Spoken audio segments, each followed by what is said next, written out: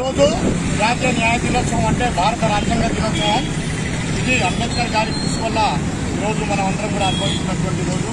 మరి భారత రాజ్యాంగ దినోత్సవం రోజు మనం ప్రతి ఒక్కరు కూడా రాజ్యాంగంపై అవగాహన కలిగి ఉండాలి.